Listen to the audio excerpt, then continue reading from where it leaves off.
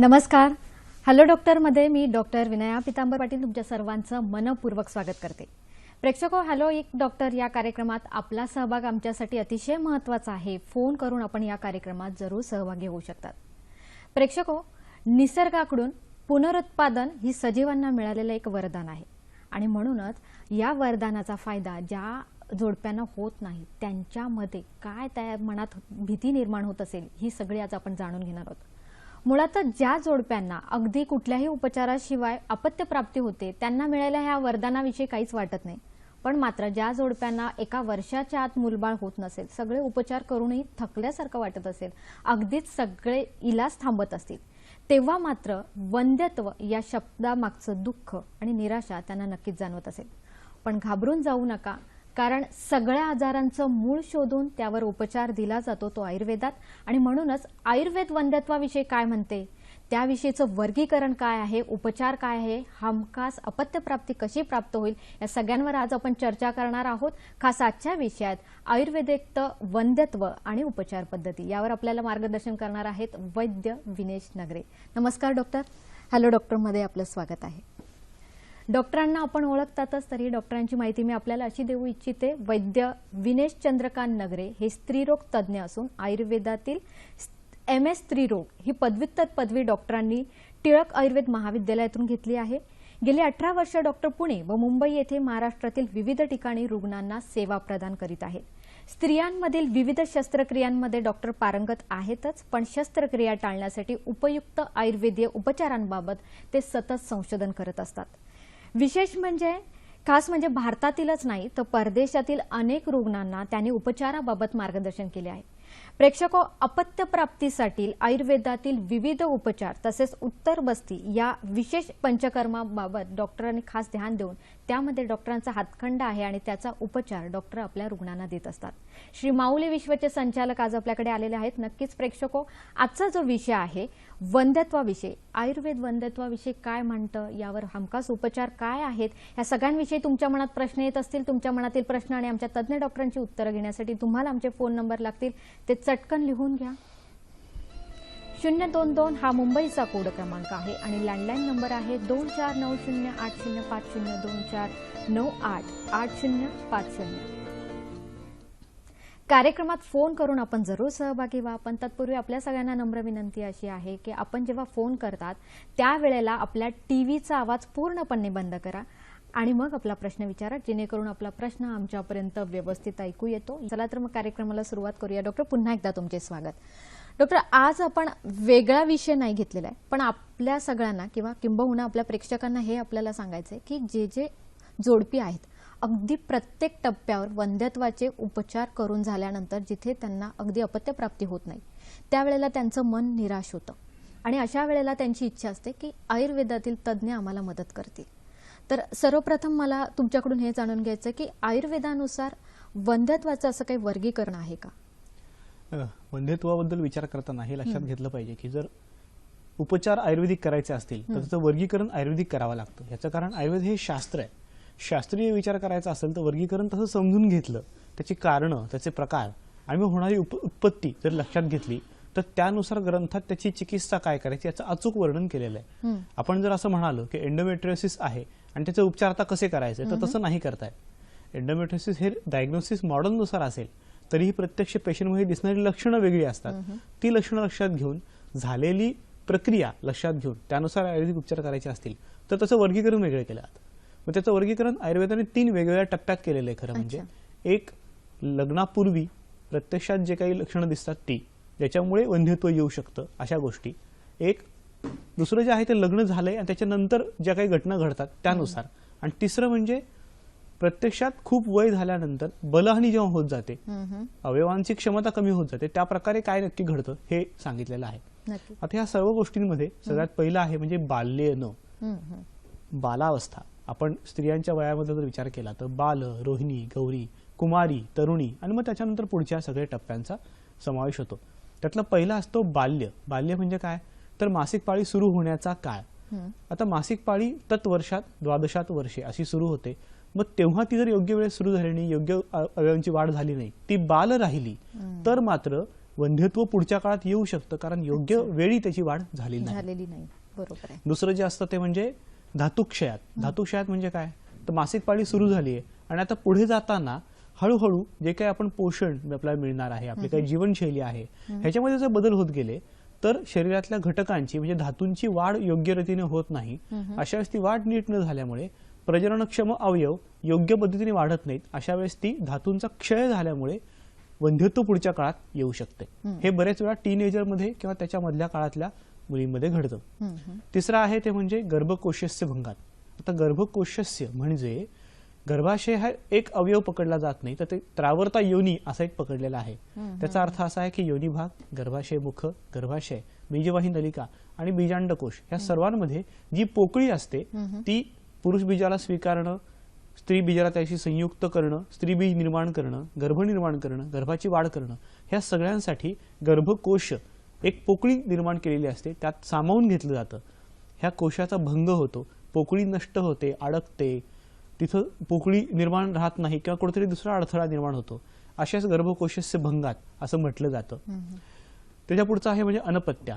उशिरात लग्न होतं, लग्न झाल्यानंतर 2 वर्ष सलग नॉर्मल प्रयत्न करून कुठलीही संतती प्रतिबंधक साधनं न वापरता जर गर्भधारणा झाली नाही तर तिला अनपत्या असं म्हटलं जातं. त्याच्यानंतर आहे काकबंध्या. काकबंध्या म्हणजे एकदा गर्भधारणा झाली होती पण आता गर्भधारणा होतच नाहीये. मग पहिलं अपत्य आहे किंवा पहिलं अपत्य राहिलं होतं, दुसरं आता राहतच नाहीये. अशा वेळेस तिला काकबंध्या असा एक शब्द आयुर्वेदामध्ये आलेला आहे. त्याच्या पुढचा आहे गर्भस्रावी. गर्भस्रावी म्हणजे गर्भधारणा झालीये पण ती पहिल्या 3 महिन्यात किंवा पुढच्या 3 महिन्यात टिकत नाही, ती गर्भाशयातनं बाहेर टाकली जाते, शरीरातनं बाहेर टाकली जाते. त्याला गर्भपात किंवा गर्भस्त्राव असं म्हणतात. स्त्राव होऊन जातो. त्याच्या पुढचा आहे मृतवत्सा. मृतवत्सा म्हणजे गर्भधारणा झालीये, ती 7 ते 8 महिने टिकलीये पण बाळ पोटातल्या पोटात गेलंय. मग ते 8व्या महिन्यात जाईल, 9व्या महिन्यात जाईल, अगदी डिलिव्हरी होताना जातं किंवा डिलिव्हरी झाल्यानंतर लगेच बाळ जातं, तेव्हा तिला मृतवत्सा म्हणजे बाळ मृत जन्माला आलं असं म्हटलं जातं. आणि सगळ्यात शेवटचा मुद्दा जो आपण सांगितला की बलक्षयात बलहानी होते, म्हणजे अवयवच सक्षम राहत नाहीत कारण वय वाढत जातं किंवा लवकरच्या वयामध्ये त्या अवयवांची हानी होते. अशा वेळेस बल कमी झाल्यामुळे, अवयवांची क्षमता कमी झाल्यामुळे ते उत्तम गर्भधारणा होण्यास सक्षम राहत नाहीत. तेव्हा या सर्व कारणांमुळे गर्भधारणा होण्यास जेव्हा अडथळा येते तेव्हा त्याला वंध्यत्व आलं असं म्हणतात. नक्कीच डॉक्टर. आणि इतक्या प्रकारचं वर्गीकरण बघितल्यानंतर आपल्या प्रेक्षकांनाही कळालं असेल की अशा प्रकारचे केसेस किंवा अशा प्रकारच्या ज्या गोष्टी आपल्याला बाहेर बघायला मिळतात. पण डॉक्टर, आयुर्वेदाने फार पूर्वीच सांगून ठेवलेले आहे, त्याचं वर्गीकरण केलेलं आहे. आता हे प्रत्येक वर्गीकरण तुम्ही जरा मला अजून विस्तृत स्वरूपात सांगाल का? आपण पहिला मुद्दा जो बघितला होता बाल्येनं. बाल्येनं म्हणजे वाढ होतानाच काही अडचणी येतात. आता सगळ्यात पहिला मुद्दा कुठला, तर मुलगी आईच्या गर्भात असताना आईला काही अडचणी आल्या असतील, काही आजार झाले असतील तर त्याचा परिणाम मुलीच्या गर्भाशयावर होतो आणि त्याची वाढ खुंटते. म्हणजे जन्माला आल्यानंतर बऱ्याच वेळा जन्मतः दोष असणाऱ्या मुली असतात, यांच्या गर्भाशयाची वाढ नाही, बीजांडकोशाची वाढ नाही, पुरेशी वाढ नाही आणि त्यामुळे पाळी सुरूच झाली नाही. असं म्हटलंय तत्वर्षात 12 वर्षे 12व्या वर्षी पाळी सुरू होते. म्हणजे साधारणपणे 7वी 8वी किंवा 6वी पर्यंत पाळी सुरू झालेली असते. हे प्राकृत वय झालं. पण काही मुलींची वयाच्या 16, 18व्या ते 20व्या वर्षापर्यंत पाळी सुरू झालेली नसते. अशा वेळेस पाळी उशिरा सुरू झाल्यामुळे अवयव लवकर सक्षम होत नाहीत आणि लवकर गर्भधारणा होण्यास पुरेसे ठरत नाही. दुसरी गोष्ट अशी कधी कधी लोहाची कमतरता असते. कधी कधी मुलींना लहानपणी काही आजार होऊन गेलेले असतात, ज्या आजारांमुळे त्या अवयवावर परिणाम होतो आणि परिणाम झाल्यामुळे त्या अवयव सक्षम होत नाहीत आणि पाळी लवकर सुरू होत नाही. बाला म्हणजे त्या बालकच राहतात, तरुणीमध्ये त्यांचं कन्व्हर्जन होतच नाही, कुमारी होतच नाही. अशा वेळेस प्रॉब्लेम होतो. कधी कधी कुपोषण असतं, पुरेसा आहार मिळालेला नसतो. ह्या सगळ्या गोष्टींमुळे सुरुवातीला जी ग्रोथ व्हायला पाहिजे आणि मासिक पाळी सुरू व्हायला पाहिजे, याचं कारण गर्भाशयाची वाढ चांगली झाली आहे याचं निदर्शक म्हणजे मासिक पाळी येणं. ही मासिक पाळी सुरूच होत नाही तेव्हा त्याला बाल्यनं म्हणतात. आणि ह्याच्यामुळे पुढच्या काळात जेव्हा लग्न होतं त्यानंतर गर्भधारणा होण्यास जास्त मोठा अडथळा येऊ शकतो. नक्कीच डॉक्टर, अगदी योग्य पद्धतीने तुम्ही म्हणाला की त्या मुलीच्या गर्भाशयाची वाढ ही ती पोटात असताना, तिच्या आईच्या पोटात असतानाच सुरू झालेली असते. आपण एक अजून फोन घेऊया. डॉक्टर राहुल बोलतायत आपल्याशी सातारा इथून. नमस्कार राहुलजी. हॅलो, नमस्कार सर. हॅलो, नमस्कार. मॅडम, आमची एक वहिनी, त्यांचं लग्न 20 वर्ष झालेलं आहे आणि त्यांना मूल नाही बघा. बरं, त्यांची गर्भधारणा न होण्याची कारण काय? काय माहित नाही, कसे खूप डॉक्टर त्यांनी केले पण त्यांना काय असा उपचार झालाच नाही. ठीक आहे, धन्यवाद. आपला प्रश्न कळालेला आहे. डॉक्टर आपल्याला नक्कीच उत्तर देतील. काय सांगणार डॉक्टर? खरं म्हणजे यांच्या प्रश्नामध्ये थेट असं कुठलाही उल्लेख आलेला नाही. लग्नाला 20 वर्ष झालेली आहेत आणि आता अजूनही गर्भधारणा नाही. बरेच वेळा असं घडतं की वय वाढत गेल्यानंतर सक्षम न राहिल्यामुळे गर्भधारणा होत नाही. अशा वेळेस खरं म्हणजे रुग्णाचे सर्व रिपोर्ट बारकाईने बघून नक्की कुठचं अडचण आली आहे हे पाहून पुढेच उपचार करणं आवश्यक आहे. असं फक्त टीव्हीवर सांगून होणार नाही. त्यामुळे प्रत्यक्ष तुम्ही दाखवायला आलात तर जास्त चांगलं होऊ शकेल. नक्कीच. आणि इतक्या वर्षांनंतरचा आजार असतो त्याच्यामुळे तो कशा पद्धतीने बरा करावा हे आयुर्वेदाचार्यच व्यवस्थित सांगू शकतात. डॉक्टर, तुम्ही आता जसं म्हणाला होता की मुलींच्या आहारातला बदल सुद्धा फरक पडू शकतो आणि जसं त्यामुळे असलेले जे गर्भाशय आहे ते पुढे जाऊन जर नाही वाढलं किंवा त्रास झाला तरीही वंध्यत्व येऊ शकतं. पुढे जाताना डॉक्टर अजून आपण काय सांगणार? बाल्यन हा पहिला मुद्दा आपण पाहिला. त्याच्यानंतर आहे धातुक्षयात. धातुक्षयात म्हणजे काय तर मासिक पाळी सुरू झाली, ती व्यवस्थित सुरू झाली होती, रेग्युलर येत पण होती, 2-3 वर्ष पाळी चांगली आली, त्याच्यानंतर कुठेतरी अडथळा यायला लागला. आता हे कधी घडतं? आपण बघितलं 12 वर्षी पाळी सुरू होते. साधारणपणे 3-4 वर्षात म्हणजे 15, 16, 17 वर्षात मुलींना अडचणी सुरू होतात. याचं कारण 15 म्हणजे 10वीचं वय, 17 म्हणजे 12वीचं वय. आपण पाहतो 10वी 12वीला असताना मुलींना अभ्यास खूप जास्त करणं असतं, खेळ अजिबातच होत नाही, खाण्याकडे दुर्लक्ष व्हायला लागतं, ताणतणाव खूप वाढलेले असतात आणि ह्याच्यामुळे अन्न घेण्याची प्रवृत्ती, वेळेत घेण्याची प्रवृत्ती, म्हणजे थोडक्यात कधी खाता, काय खाता, कसं खाता हे खूप महत्वाचं असतं.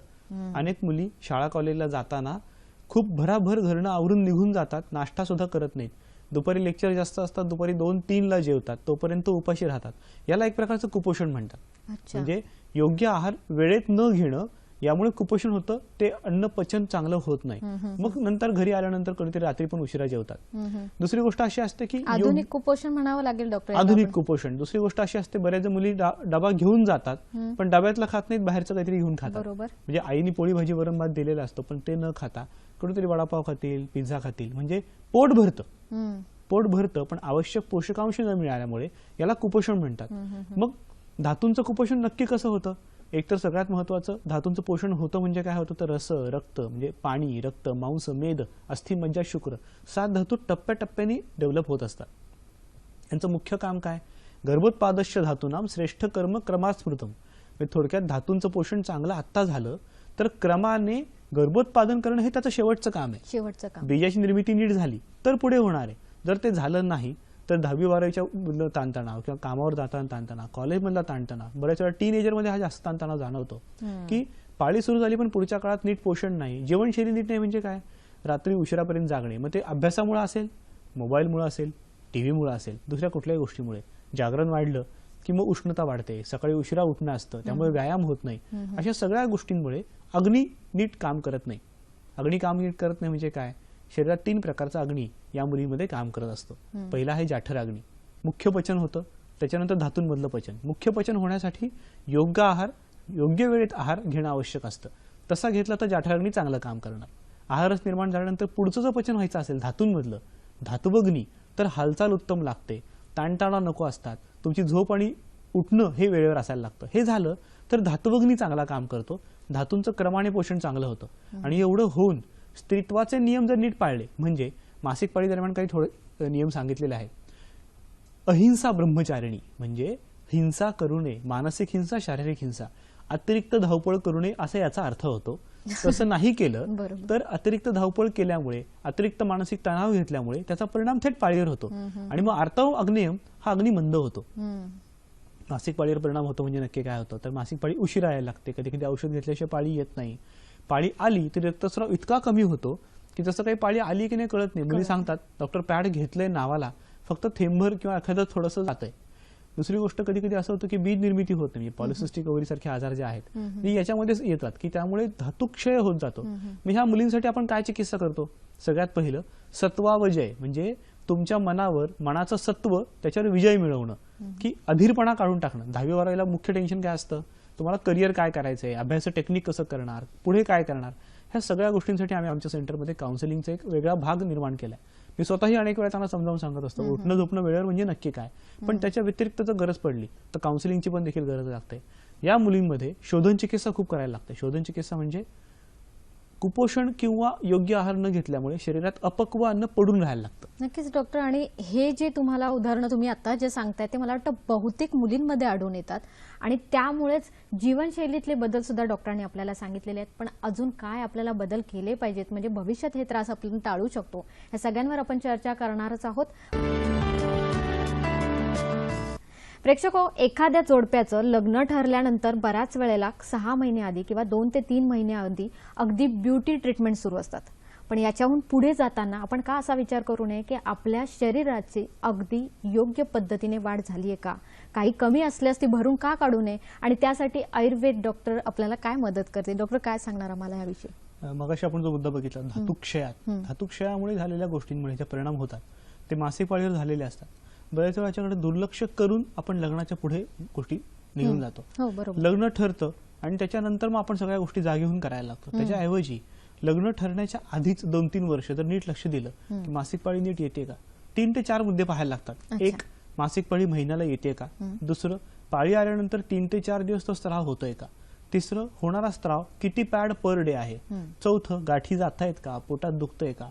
पाचवं, पाळीच्या आधी तुम्हाला छातीत दुखणं, मळमळणं, उलट्या होणं, ताप येणं असं काही होतंय का. कधी कधी काही मुलींना पाळीच्या आधी जुलाब आणि उलट्या एकदम सुरू होतात. मग ते काही विशिष्ट लक्षणांचं निदर्शक असतं आणि हे निदर्शक आपण लक्ष देऊन बघितलं तर मग ऐन टायमाला धावपळ होत नाही. म्हणजे लग्न झाल्यानंतर लवकर प्रेग्नन्सी राहत नाही म्हटल्यानंतर लोक जागे होतात. त्याच्याऐवजी लवकर जागं झालं आणि लक्ष दिलं की अरे काहीतरी गडबड आहे तर ह्याच्यावर काहीतरी उपचार करता येतात. याचं कारण बऱ्याच मुलींचं म्हणणं असं असतं, बरं झालं पाळी नाही ना आली, 3 महिने 4 महिने डोक्याला त्रास नाही. कारण आली पाळी की दुखतं पोटात आणि त्या कळवळून अक्षरशः सुट्टी काढतात शाळेला किंवा कॉलेजला. मग अशा वेळेस त्यांना नको वाटते पाळी आणि त्याही कोणाशी बोलत नाही. पण आपण पालकांनी हे लक्ष दिलं पाहिजे की या मुलीला आत्ता जर उपचार केले, आता जर लवकर बरं वाटलं तर पुढे जाऊन जेव्हा लग्न होईल तेव्हा आपल्याला काळजी राहणार नाही. कारण वंध्यत्व तेव्हा विचार करण्यापेक्षा आधीपासून त्याची काळजी घेणं हे अत्यंत महत्वाचं असतं आणि ते जास्त सोपं असतं. याचं कारण तरुण वयात किंवा कमी वयात ट्रीटमेंट लवकर साथ देते. याचं कारण वाढीचं वय असतं. कमी औषधांमध्ये कमी कालावधीत फरक पडतो. तेच जर वय वाढत गेलं आणि थोडं पुढे गेलं तर मात्र औषधांना रिस्पॉन्स हा लवकर मिळत नाही आणि काठिण्य किंवा कठीणता अधिक वाढत जाते. नक्कीच डॉक्टर. आणि इथेच जसं तुम्ही म्हणाला की गाठी वाढणं किंवा पोटात दुखणं यातलं महत्त्वाचं आपण एक आजार म्हणू शकतो पीसीओडी, आणि तो बऱ्याच जणांना माहिती आहे. या आजाराविषयी पण जाणून घ्यायचे. पण वर्गीकरण करताना तुम्ही खास करून सांगितलं गर्भाशयाला इजा असेल तर ते एक वर्गीकरणाचा प्रकार आहे, तर त्याविषयी काय सांगणार आहात डॉक्टर? गर्भकोशस्य भंगात म्हणजे मगाशी मी सांगितलं त्रावर्ता योनी आणि बीजांडकोश म्हणजे जिथे जिथे पोकळी आहे ही पोकळी बीजाला सामावून घेणे, बीजाला उत्पन्न करणे, पुरुष बीजाला आतमध्ये घेणे, बीजांना संयुक्त करणे, मग भ्रूण तयार करणे, भ्रूण रुजणे, भ्रूणाची वाढ चांगली होणे 9 महिने आणि मग नंतर गर्भाला बाहेर काढणे, ह्या सर्व गोष्टी या पोकळीत सामावलेल्या आहेत. मग ह्या गर्भकोशस्य भंगात म्हणजे ही पोकळी कुठेही अडकली, थांबली, तुटली, चिटकली तर गडबड होते. मग सगळ्यात पहिलं असतं बीजांड कोशाच्या आतली पोकळी. याचं कारण बीजांड वाढताना 1 mm पासून वाढायला सुरुवात होतं. 1 mm, 2 mm, 4, 5, 10, 20 mm जवळपास वाढतं. बीज बाहेर पडलं तरी ओके. पण पीसीओडी सारख्या व्याधीमध्ये पॉलिसिस्टिक म्हणजे भरपूर बीजांडाच्या गाठी तयार होतात, पुरेशी वाढ होत नाही. बीजांडाची पुरेशी वाढ न झाल्यामुळे ते अडकून पडतं. ते असं अडकलेलं बीजांड 1, 2, 3, 4 भरपूर अडकले की गर्भकोशस्य म्हणताना बीजांड कोशस्य म्हणजे बीजांडाच्या कोशामधली जागा पण कमी होत जाते. नवीन बीजांडाला परत वाढायला जागाच मिळत नाही. अशा वेळेस बीजांडाला सूज येते आणि त्याच्यामुळे त्या सुजेमुळे गर्भधारणा होत नाही. मग याचा उपचार जर लवकर केलात, कारण टीनएजर मुलींमध्ये असा पीसीओडीचं प्रमाण खूप मोठ्या प्रमाणात वाढायला लागलंय, हे जर कमी केलं लवकर, बीजांडकोशातली सूज कमी केली आणि बीजांडकोश जर मोकळा केला, हा कोश मोकळा केल्यामुळे मूळ जी घटना आहे की बीज असेल तर गर्भधारणा होणार, तर बीज निर्माण होण्यासाठी पीसीओडीचा प्रॉब्लेम लवकर जाणं आवश्यक आहे. त्यासाठी तरुण मुलींमध्ये शोधन चिकित्सा, बस्ती चिकित्सा करून घेता येते, पाचन चिकित्सा आहे. खूप मोठे उपचार करण्याच्या ऐवजी व्यायामाचा देखील समावेश करता येतो. व्यायाम करताना काय करायचं सगळ्यात महत्त्वाचं लक्षात घ्या, व्यायाम केल्यावर तुम्हाला छान वाटलं पाहिजे. अगदी महत्त्वाचं डॉक्टर तुम्ही सांगितलं. बऱ्याच वेळा असं घडतं की तुम्ही कुठले तरी कोणीतरी म्हणतं म्हणून डान्स क्लास लावता, कोणीतरी म्हणतं म्हणून जिम लावता, काहीतरी एरोबिक्स लावता. त्याच्याऐवजी तुम्हाला काय आवडते पहा. याचं कारण व्यायाम व्यायाम है, आनंद का नाम है, शक्ती है तन की मन का आराम है. व्यायाम केल्यावर छान वाटलं पाहिजे. छान वाटलं शरीराला, छान वाटलं मनाला, तर ते अग्नीला प्रदीप्त करतं. मानसिक आणि शारीरिक मोकळेपणा आला तर अग्नी उत्तम होतो आणि तुम्ही पहा छान वाटलं तरच भूक छान लागते, नाही तर अतिरिक्त व्यायामाने भूक मंदावते असं स्पष्ट वर्णन आयुर्वेदात दिलेलं आहे. त्यामुळे ते लक्षात ठेवलं पाहिजे पीसीओडीची ट्रीटमेंट करताना.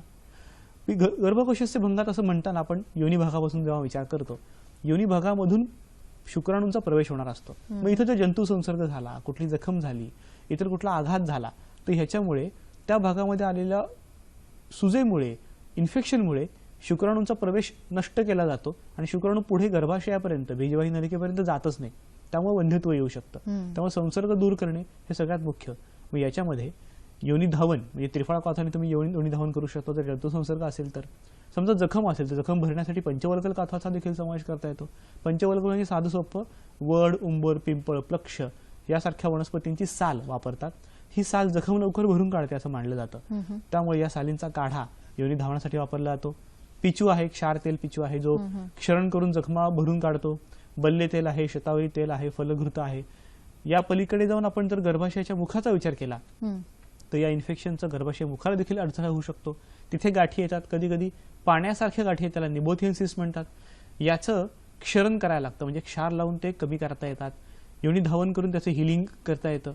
त्याच्या पुढे जर विचार केला तर गर्भाशयाची मुख्य पोकळी, इथं खरं म्हणजे गर्भधारणा होणार आहे, गर्भ रुजणार आहे. गर्भाशयाचा विचार केला तर गर्भाशयाच्या अस्तराचा म्हणजे त्या पोकळीचा आणि गर्भाशयाच्या स्नायूंचा असं दोन प्रकारे विचार करायला लागतो. अस्तराचा विचार करताना गर्भाशयाच्या आतमध्ये एंडोमेट्रियल पॉलिप जर तयार झाला असेल, म्हणजे गाठी अस्तराच्या आतमध्ये तयार झाल्या, तर त्याच्यामुळे तिचे कोश नष्ट होतो, तो पुरेसा ठरत नाही आणि गर्भधारणा होणे शक्य होत नाही. अशा वेळेस त्यांचं लेखन गर्भ करता येतं किंवा क्षार तेलासारखे पिचू किंवा उत्तरवस्ती केले तर ते गाठी कमी होऊ शकतात. दुसरी गोष्ट असते गर्भाशयाच्या स्नायूंमध्ये आलेली सूज, ज्याच्यामुळे ती पोकळी मोठीच होत नाही, घट्ट राहते. ॲडेनोमायसिस सारख्या व्याधींमध्ये ती घट्ट राहते. गर्भाशयातल्या गाठींमुळे ती पोकळी घट्ट राहते, ती विस्तारित नाही. असेच ती विस्तार जर झाला नाही तर त्यामुळे गर्भधारणा जरी झाली तरी ती टिकत नाही, अबॉर्शन होऊन जातात. अशा वेळेस कोशाचा भंग झाला असं म्हटलं जातं. मग ह्या गाठी लवकर जाणं, ती सूज लवकर जाणं आवश्यक असतं. त्याच्या पलीकडे आहे. नक्कीच डॉक्टर, थोडंच तुम्हाला थांबवते. एक फोन आपला आलेला आहे. श्रद्धा बोलतात आपल्याशी नागपूर इथून. नमस्कार श्रद्धाजी. हॅलो. हॅलो, आपला प्रश्न विचारा.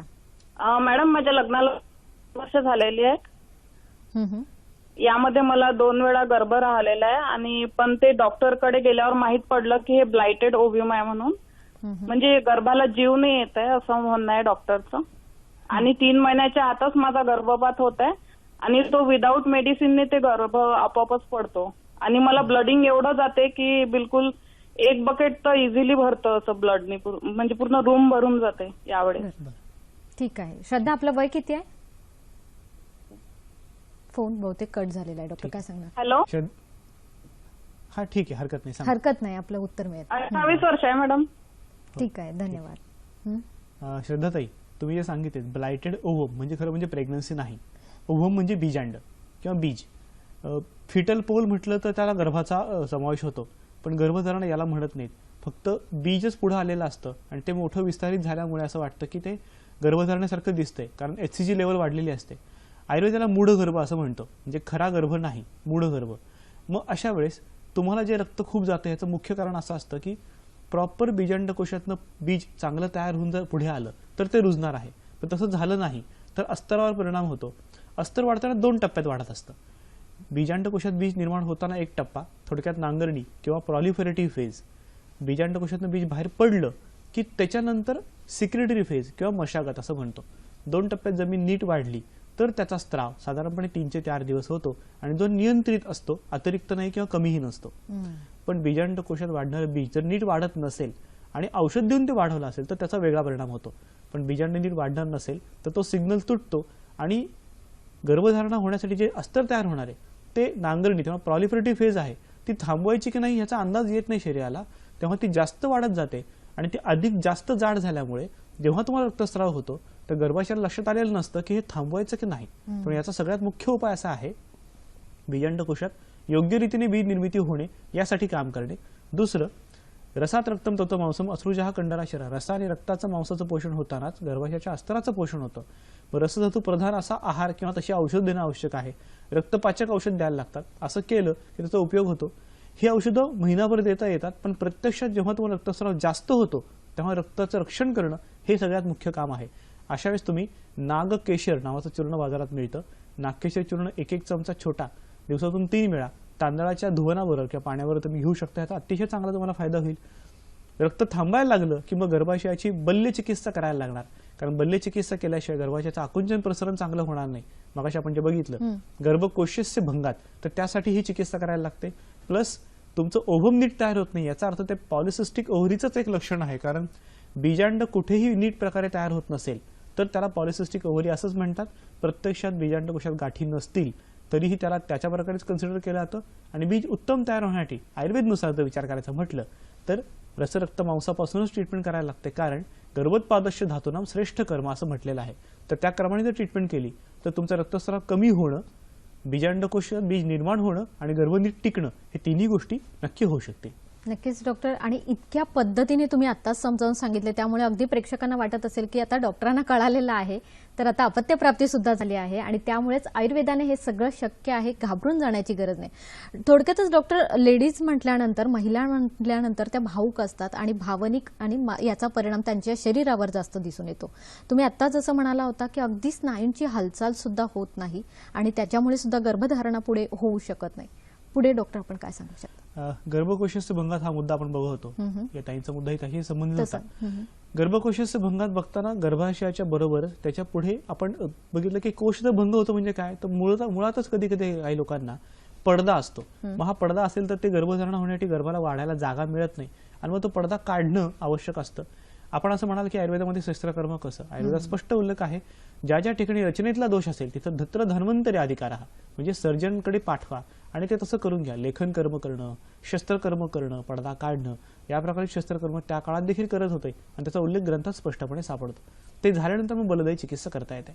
बऱ्याचदा एंडोमेट्रियोसिस सारख्या व्याधी किंवा ट्युबरक्युलोसिस सारख्या व्याधी याच्यामुळे ट्यूब ब्लॉक होते किंवा बीजवाहिनी नलिका ही अडथळा निर्माण होतो, ती चिटकते. अशा वेळेस बीजांडकोशातनं बीजाचं वहन करण्यासाठी जी पोकळी आवश्यक आहे ती पोकळी उरत नाही आणि त्याच्यामुळे बीजाचं वहन होत नाही. किंवा पोकळी जर थोड्या प्रमाणात शिल्लक असेल तर बीज वाहून पुढे येतं, संयुक्त होतं, गर्भ राहतो आणि तो गर्भ ट्यूबमध्ये राहतो, त्याला ट्यूबल प्रेग्नन्सी असं म्हणतात. आणि ती पुढे न आल्यामुळे तिथेच फुटू शकते, कधी कधी जीवावर बेतू शकतं. या सगळ्या ठिकाणी बीजांड वाहताना बीजवाहिनी नलिकेचा अत्यंत महत्वाचा भाग आहे.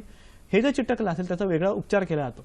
उपचार करताना एंडोमेट्रियोसिसमुळे चिटकली आहे, ट्युबरक्युलोसिसमुळे चिटकली आहे का स्थानिक योनी भागातल्या इन्फेक्शनमुळे चिटकली आहे ह्याचा विचार करून योनी धावन पिचू करणं, क्षार तेलाचा पिचू करणं, उत्तर बस्तीमध्ये फलघृत, बल्यघृत किंवा फलघृताबरोबर शतावरी घृत वापरलं जातं, कासे तेल वापरलं जातं, गंधर्व तेलाचा पिचू केला जातो. हे करून सावकाशपणे साधारणपणे त्या ट्यूबपर्यंत स्नेहन म्हणजे मऊपणा पोहोचवला जातो. त्याचबरोबर मांसात त्वचा षट्च असं म्हटलेलं आहे, म्हणजे मांसापासून 6 प्रकारची त्वचा निर्माण होते. आपली चेहऱ्याची किंवा शरीराची त्वचा बाहेरची पहिली असेल तर प्रत्येक अवयवाची शेवटची. मांसापासून त्वचा निर्माण होते म्हणजे मांसधातू लवचिक असला पाहिजे असं मानलं जातं. मांसाची चिकित्सा केली की या ट्यूबल ब्लॉकला चांगला फरक पडतो असं देखील सापडतं, तर त्याचा उपचार देखील करता येतो. गर्भकोशस्य भंगात जर दूर केलं तर त्यामुळे रचनेमधले दोष दूर झाले तर त्याच्यामुळे प्रत्यक्ष गर्भधारणा होताना, टिकताना आणि पुढे जाताना अडचणी लवकर दूर होतात. डॉक्टर, एवढा सूक्ष्म अभ्यास तुमच्या आम्हाला नुसता आजच्या प्रोग्राममधूनच समजतोय आणि खरंच यामध्ये अधिक काही बोलण्यापेक्षा आपल्याला डॉक्टरांकडून अधिक माहिती हवी आहे, पण इथे वेळ झाली एका छोट्याशा विश्रांतीची. कुठेही जाऊ नका, बघत राहा कार्यक्रम हॅलो डॉक्टर.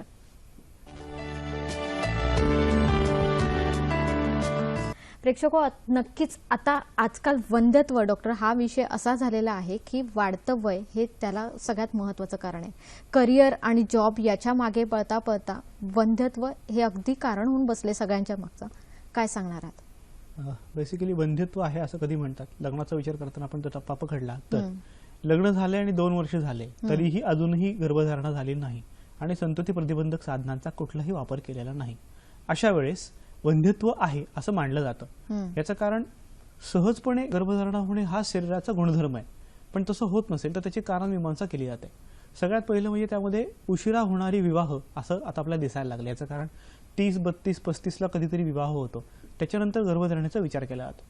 अडचण काय होते? अग्नीचा विचार आपण नेहमी आयुर्वेदामध्ये करतो. आयुर्वेद असं म्हणतं साधारणपणे 16 वर्षापर्यंत स्त्रीचं वेगळं वय असतं, 16 ते 32 एक आणि 32च्या पुढे. 16 ते 32 मध्ये वय साधारणपणे तरुणी असं मानलं जातं. याचं कारण या काळात पित्तप्राधान्य असतं. पित्तप्राधान्य म्हणजे अग्नी उत्तम असतो. हा अग्नी तिन्ही प्रकारचा, जाठर अग्नी म्हणा, दातवग्नी म्हणा, कारण पोषण चांगलं होत असतं, घेतलेलं अन्न लवकर पचत असतं आणि त्याचं पुरं परिभ्रमण होत असतं. परिभ्रमण झाल्यामुळे बीज निर्मिती चांगली होते. बीज निर्मिती झाल्यानंतर ते रुजण्यासाठी शरीराची तयारी झालेली असते. अशा वेळेस आर्थोमॅग्नियम पण देखील चांगलं असतं. असं असताना लग्न झालं असेल तर त्याचा उपयोग खूप चांगला होतो. पण जर वय वाढलं आणि त्याच्यानंतर विवाह झाला तर अडचणी सुरू होतात. आता खरं म्हणजे आम्ही जेव्हा नेहमी प्रत्यक्षात पाहतो तेव्हा वय हा फक्त आकडा आहे असं वाटायला लागतं. ह्याचं कारण समोर बघताना बरेच वेळा 27-28 वर्षाची स्त्री बसलेली आहे आणि 38 वर्षाची मुलगी आमच्यासमोर बसली, असंही कधी कधी घडतं. ह्याचं कारण सांगतं. 26-27 वय आहे पण स्वतःकडे अजिबात लक्ष दिलेलं नाही, व्यायाम कधीही केलेला नाही, जीवनशैली अतिशय विचित्र, कधी जमलं तर खाणार नाही तर नाही खाणार, उशिरा खूप जेवणार, असं केल्यामुळे शरीर बोजड बेढप झालेलं असतं, त्याच्यात रस राहिलेला नसतो, चेहऱ्याची टवटवी पूर्ण गेलेली असते. अशा स्त्रीला वय वाढलंय असं वाटतं, कारण 26 वयाची स्त्री 40 वयाची दिसायला लागते. त्याचऐवजी 35 वय 36 वय आहे आणि स्वतःकडे अतिशय काटेकोर लक्ष देऊन उत्तम व्यायाम, रिलॅक्सेशन चांगलं, जेवण वगैरे सगळं चांगलं असं सगळं ते टिकवलं असेल तर शरीरामध्ये चैतन्य टिकून असतं, अग्नी उत्तम काम करत असतो. अशा वेळेस उपचार करताना अतिशय सहज जातं, कारण अग्निचिकित्सा हीच आयुर्वेदामध्ये मुख्य चिकित्सा असते. अशा वेळेस अग्नी टिकवण्यासाठी प्रयत्न केला जातो. त्यामुळे उशिरा विवाह झालाय, अनपत्य आहे तर काय करायचं ह्याचं टेन्शन घ्यायचं काहीच कारण नाही. आपण एवढंच लक्षात ठेवलं पाहिजे की गर्भधारणा होत नाही मान्य, पण आता करायची आहे तर मी संपूर्ण प्रयत्न करायला तयार आहे. मग अशा वेळेस डॉक्टर सांगेल ती चिकित्सा अग्नीसाठी आहे आणि स्वतःसाठी आहे असा विचार केला तर तो अग्नी प्रदीप्त झाल्यामुळे ती झळाळी चेहऱ्यावर शरीरावर दिसायला लागते. प्रत्येक शरीरातला अणुरेणू चैतन्य प्राप्त होतो आणि मग त्याचा उपयोग चांगला व्हायला लागतो. नक्कीच डॉक्टर. आता अशी काही आपल्याला जोडपी की म्हणण्यापेक्षा आपल्याला अशी काही उदाहरणं आपल्याला माहिती असेल की ज्या महिलांना, ज्या अगदी स्त्रिया आहेत ज्यांना पहिलं अपत्य मिळालेलं आहे पण दुसरं अपत्य मिळण्यास त्रास होतो, सेकंडरी इन्फर्टिलिटी आपण म्हणू शकतो त्याला, तर अशा विषयी आपण काय सांगणार आहात? आयुर्वेदामध्ये यासाठी काकबंध्या असा शब्द आलेला आहे. याचा अर्थ पहिल्यांदा अपत्य होतं आणि आता दुसरं होत नाहीये. याचं कारण मग अनेक प्रकारे असू शकतं. आम्ही ह्याच्यामध्ये एक सगळ्यात पहिला मुद्दा जो पाहिला म्हणजे पॉलिसिस्टिक ओव्हरीच्या पेशंटमध्ये असं घडतं. आता हे का घडतं? बऱ्याचदा पॉलिसिस्टिक ओव्हरी असतानाही लग्न झाल्यानंतर पहिलं वर्ष आपण नेहमी म्हणतो फुलासारखं असतं, सगळे एकमेकांना समजून घेतात, आनंदी असतात. या आनंदाचा परिणाम म्हणून शरीरातल्या प्रक्रिया चांगल्या घडतात, पचन चांगलं असतं, प्रक्रिया चांगल्या घडल्यामुळे बीज निर्मिती फटकन होऊन जाते आणि ती टिकते देखील. गर्भधारणा चांगली टिकते आणि पहिल्या वर्षात पटकन गर्भधारणा होऊन जाते. पण त्याच्यानंतर मात्र पुन्हा सगळे स्वभाव कळायला लागतात, काही वेगवेगळ्या ताणतणाव, आपण लवकर ऍडजस्टमेंट करत नाही, ह्याचा परिणाम शरीरावर व्हायला लागतो. परत एकदा जीवनशैली बिघडायला लागते. अशा वेळेस पॉलिसिस्टिक ओव्हरी पुन्हा उचल खाते आणि मग मात्र गर्भधारणा कठीण होते. पॉलिसिस्टिक ओव्हरीच्या पेशंटमध्ये हे टिपिकल सापडतं. मग ह्याचं उत्तर आपल्याकडेच आहे की पहिल्या वर्षात गर्भधारणा झाली होती कारण आपण आनंदी होतो, सगळं छान होतं. मग तसंच पुन्हा आनंदी राहण्यासाठी प्रयत्न करता येईल का?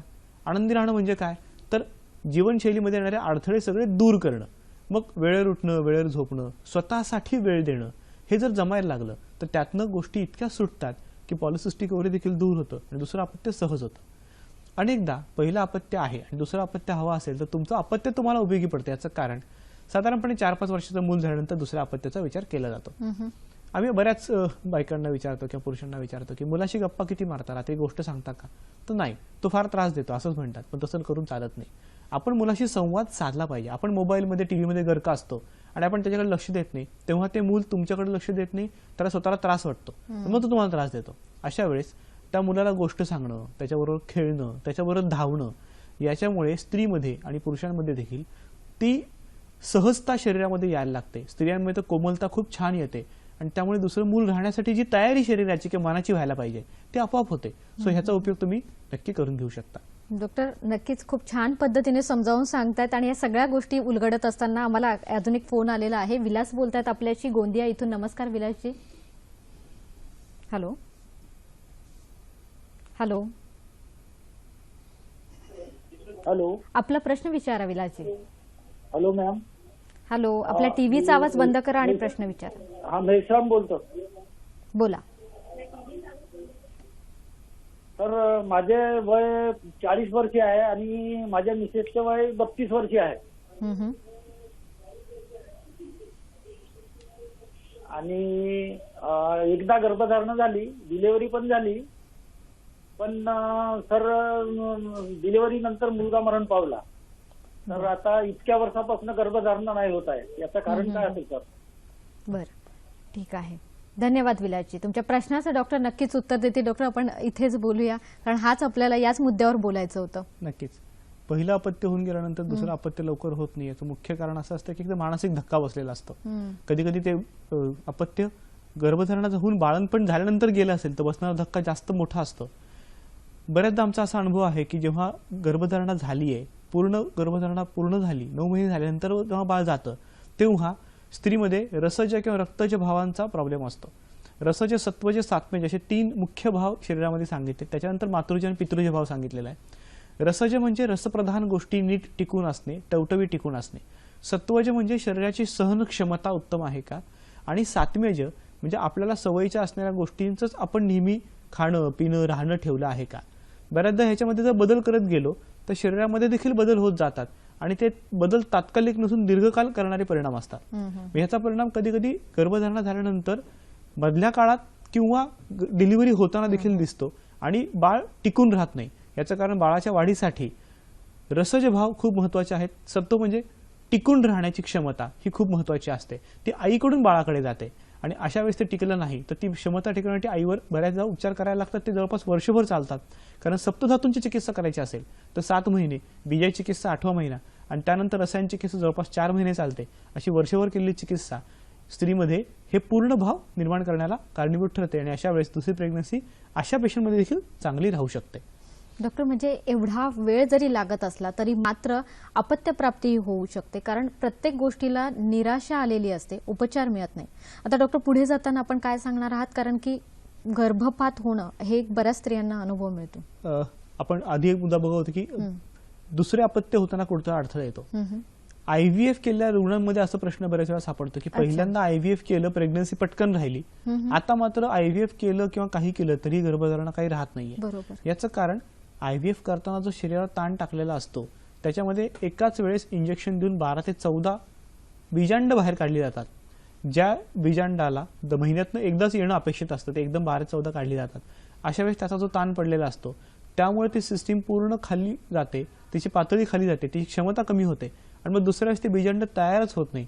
अशा दुसरे अपत्य होणं कठीण जातं. बऱ्याचदा गर्भपात म्हणजे समजा एखाद्या पेशंटचं अबॉर्शन झालेलं आहे आणि त्यानंतर लेखन कर्म किंवा क्युरेटिंग करतात. हे करताना गर्भाशयाला इजा झाली, त्याच्या अस्तराला इजा झाली तर अस्तरामध्ये गर्भ रुजत नाही आणि त्यामुळे देखील प्रेग्नन्सी राहत नाही. त्याच्यापुढे आपण जेव्हा बघतो की अबॉर्शन्स बऱ्याच पेशंटमध्ये घडतात. अबॉर्शन घडताना अबॉर्शन कधी घडले याच्यावर बऱ्याचशा गोष्टी अवलंबून असतात. 2 प्रकारे त्याची आपण विभागणी करू शकतो. पहिल्या 3 महिन्यात होणारं, दुसऱ्या 3 महिन्यात होणारं. पहिल्या 3 महिन्यात होणारे हे महत्वाचं काय, याचं कारण गर्भ स्थिर होणं हे पहिल्या 3 महिन्यात घडत असतं. गर्भ स्थिर होत असताना सगळ्यात पहिल्यांदा मांसधातू त्याला सामावून घेणार असतो. गर्भाशयाच्या मांसधातूमध्ये जर दोष असेल तर अडचण येते. याचं कारण मांसधातू हे एकमेकांना क्रिस क्रॉस असतात, त्यातनं रक्तवाहिन्या येत असतात. गर्भाला रक्तपुरवठा करणे ह्याची पूर्ण जबाबदारी गर्भाशयाच्या स्नायूंवर असते, कारण आकुंचन प्रसारण करून ते ठरवतात किती रक्त आतमध्ये येणार किंवा न येणार. मग मांसधातूमध्ये जर दोष आला, मगाशी आपण बघितलं ॲडिनोमॅसिस म्हणा, एंडोमेट्रियोसिस म्हणा, फायब्रॉइड्स असतात, असं काही घडलं तर त्यामुळे रक्तपुरवठा अडकून बसतो आणि मग गर्भाशयाला जर रक्तपुरवठा कमी पडला तर आतल्या गर्भाला देखील कमी पडतो आणि गर्भस्राव होऊन जातो. बरेच वेळा गर्भाशयाच्या अस्तरामध्ये दोष असतात. अस्तराची वाढ जर नीट झाली नाही, म्हणजे प्रेग्नन्सी राहताना एंडोमेट्रियम साधारणपणे 10 mm असावं, ओव्युलेशन होताना असं मानलं जातं. ते 7 mm 8 mm असतं आणि गर्भधारणा झाली तर ते येऊन जेव्हा गर्भ रुजतो, रुजल्यानंतर पुरेसा त्याला पुरवठा मिळत नाही, कारण अस्तरापासूनच नंतर प्लॅसेंटा किंवा वार तयार होणार असते. हा प्लॅसेंटाचं कन्व्हर्जन होताना जर पुरेसं त्याची वाढ झालेली नसेल तर गर्भ रुजतच नाही. गर्भ रुजताना फिटल पोल पुढे जात असताना ती नाळ तयार होऊन वारमध्ये जाणार असते. तसं घडताना नेमकं ते अपुरं पडलं तर ते गर्भपात होऊन जातो. त्याच्यापुढे आहे विषाणू संसर्ग. बऱ्याच वेळा आपण बघतो की टॉर्च नावाचे टेस्ट पेशंटनी केलेले असते. तर सायटोमेगलो व्हायरस, रुबेला म्हणा, असे काही विशिष्ट इन्फेक्शन्स आहेत. त्यामध्ये पण 2 टप्पे आहेत, IgG आणि IgM असं बघतो आपण. IgG हा साधारणपणे जन्मापासूनच असलेलं इन्फेक्शन आहे, त्याचा फार मोठा प्रॉब्लेम येत नाही. IgM असेल तर मात्र गर्भधारणा टिकत नाही असं मानलं जातं, कारण विषाणू संसर्ग झाल्यामुळे गर्भ रुजणं कठीण जातं. मग ह्याच्यावर मात कशी करणार? हे विषाणू संसर्ग रोगप्रतिकारक क्षमता कमी असल्यामुळे असतात. मग रोगप्रतिकारक क्षमता वाढवायची म्हणजे काय? मगाशी आपण सांगितलं सत्वज आणि सात्मेज हे भाव चांगले केले पाहिजेत. मग त्यासाठीची चिकित्सा केली, शरीराचं उत्तम शोधून करून घेतलं आणि त्यानंतर रसायन चिकित्सा केली तर अशा पेशंटमध्ये रोगप्रतिकार क्षमता लवकर चांगली होते आणि आधीचे अबॉर्शन जर टॉर्च टेस्ट पॉझिटिव्ह असल्यामुळे झालं असेल तरीही पुढच्या वेळेस मात्र गर्भधारणा चांगली टिकलेली आपल्याला दिसून येते. नक्कीच. पुढच्या 3 महिन्यात जेव्हा गर्भपात होतो तेव्हा काय असतं तर गर्भ स्थिर झालेला असतो, पण त्याच्या पुढे जाताना गर्भ धरून ठेवणं गर्भाशयाला शक्य होत नाही. ते 2 वेगवेगळ्या गोष्टींमुळे होतं. एक असतं गर्भाशयाचं मुख म्हणजे सर्व्हिक्स, ह्याची लांबी साधारणपणे 2.5 सेंटीमीटर जास्त लागते. ती लांबी जर कमी असेल तर तो धरून ठेवणं त्याला शक्य होत नाही आणि 4थ्या किंवा 5व्या महिन्यात साधारणपणे गर्भ बाहेर पडून जातो. दुसरी गोष्ट असते गर्भाशयाचं मुखाची लांबी चांगली असते, पण स्नायूंची लवचिकता कमी पडते आणि ते शिथिल होतात. त्याला इनकॉम्पिटंट सर्व्हिस असं म्हणतात. त्याच्यातनं मग गर्भ परत बाहेर पडून जातो, कारण तो टिकवून धरणं, ते गर्भाशयाचं द्वार आहे, ते टिकवून धरता येत नाही. तिसरी गोष्ट असते गर्भाशयातील गाठी. गर्भाशयातील गाठींमुळे गर्भाशयाचा विस्तार होताना 4थ्या-5व्या महिन्यात त्याला पुरेसा विस्तार करता येत नाही. अशा वेळेस तो विस्तार करणं थांबलं की गर्भ वाढताना त्याला स्पेस न मिळाल्यामुळे गर्भ बाहेरच्या बाजूला निघून येतो. अशाच गर्भपात होतो. ह्या सगळ्या गोष्टींवर उपचार करताना महत्वाचं असं असतं की गर्भ स्थिर करणं, गर्भाशयाला ताकद देणं. काश्मीरी आणि कुटज ह्या वनस्पती आयुर्वेदामध्ये खूप महत्वाच्या मानल्या जातात. काश्मीरी कुटज घृतं आपण पोटावाटी घेऊ शकतो, बस्ती करताना बस्तीवाटे देता येतो, त्याचाच पिचू करता येतो, त्याचाच उत्तर बस्ती करता येतो. फलघृत म्हणजे शतावरीचंच घृतं आहे ते वापरू शकतो. शतावरी कल्प नियमित घेऊ शकतो.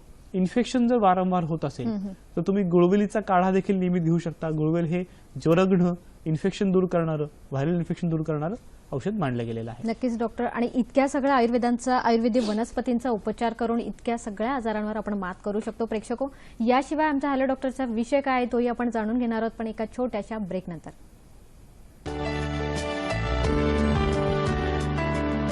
प्रेक्षको, आजचा जसा आरोग्यपूर्ण कार्यक्रम आहे तसाच उद्याच्या आपल्या हॅलो डॉक्टरचा विषयही आपण पटकन बघूया.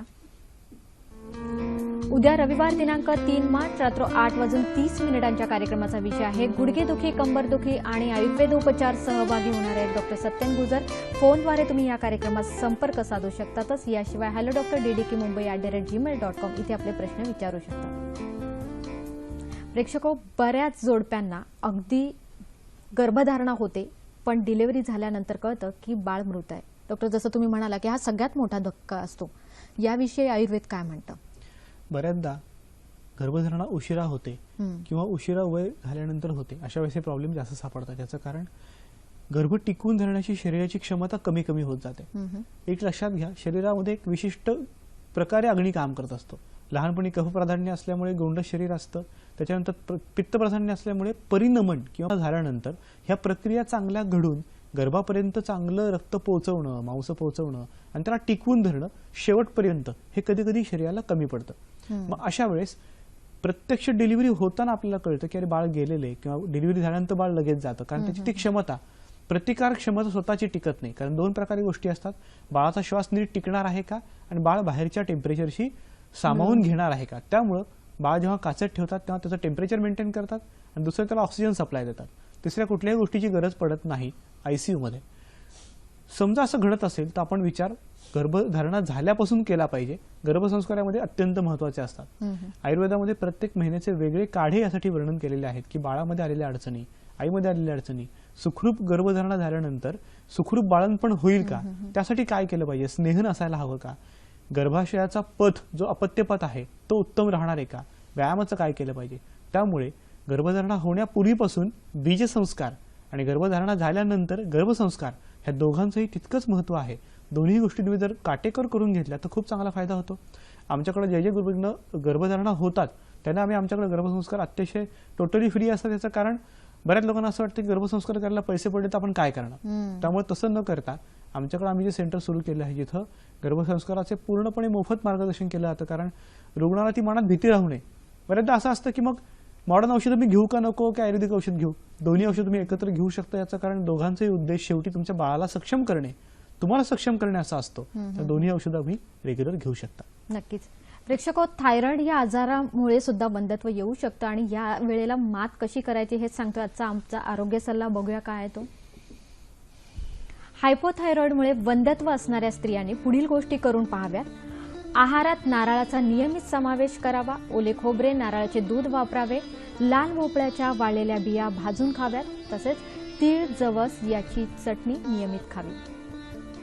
आजचा कार्यक्रम अतिशय छान आहे आणि यातला एखादा भाग जर बघायचा राहून गेल्यास त्याचं पुनःप्रसारण तुम्ही बघू शकता.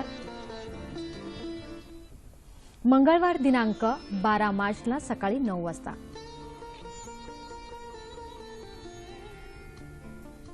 याशिवाय आमचा कार्यक्रम कसा वाटला हे जरूर कळवा. त्यासाठी आमचा पत्ता निर्माता हॅलो डॉक्टर, दूरदर्शन केंद्र, Worli, Mumbai 400030. Hello doctor DDK Mumbai @gmail.com. इथे तुम्ही आम्हाला मेल करू शकतात. facebook.com/ddsahyadri.in इथे फॉलो करू शकतात. youtube.com/user/ddsahyadri इथे तुम्ही आमचे सर्व कार्यक्रम बघू शकतात.